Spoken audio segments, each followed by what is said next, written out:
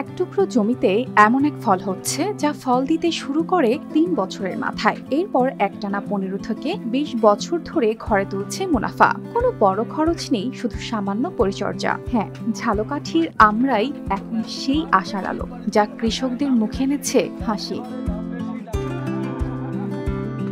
জেলার নানা গ্রামে একের পর এক নতুন বাগান গড়ে উঠছে। কৃষকরা বলছেন, ধান কিংবা অন্য ফসলের তুলনায় এই ফল অনেক বেশি লাভজনক। জেলার হাটে এখন প্রতিদিন লাখ লাখ টাকার আমড়া বিক্রি হচ্ছে। নৌ ও সড়ক পথে সেই আমড়া যাচ্ছে ঢাকা, চট্টগ্রাম সহ দেশের নানা প্রান্তে।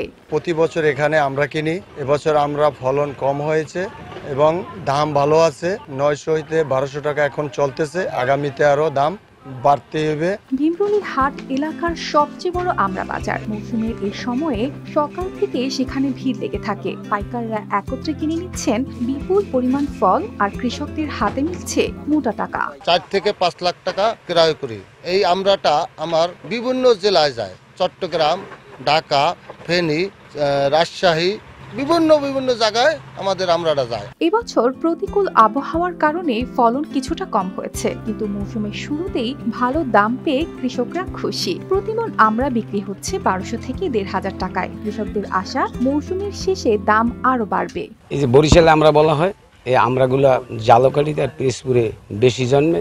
এগুলা জমিগুলো হয়েছে আর আপনার উর্বর শক্তি ভালো, এই জন্য আমরাই ভালো চাষ, সবাই আমরার উপর ঝুঁকছে। কৃষি সম্প্রসারণ অধিদপ্তরের কর্মকর্তারা জানালেন, ঝালকাঠির মাটি ও আবহাওয়া আমড়া চাষের জন্য একেবারে উপযুক্ত। এ কারণে দিন দিন কৃষকদের আগ্রহ বাড়ছে। ঝালকাঠি জেলায় এবছর ৬০২ হেক্টর জমিতে আমড়ার আবাদ হয়েছে। আমরা আশা করছি এই পরিমাণ জমি থেকে ৪৫৭৮ মেট্রিক টন আমড়া উৎপাদন হবে। প্রকৃতির আশীর্বাদ আর কৃষকদের পরিশ্রম মিলিয়ে ঝালকাঠির আমড়া হয়ে উঠছে সোনার ফসল। একদিকে কৃষকের স্বপ্ন পূরণ, অন্যদিকে দেশের বাজারে নতুন সম্ভাবনার দুয়ার খুলে দিচ্ছে এই টক মিষ্টি ফল। News desk, RTV।